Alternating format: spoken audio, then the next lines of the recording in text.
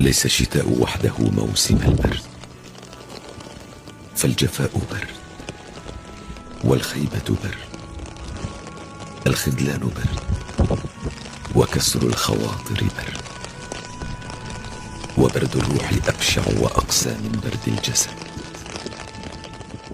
الطمأنينة دفء، الحنية دفء، والأمان دفء، وجبر الخواطر دفء.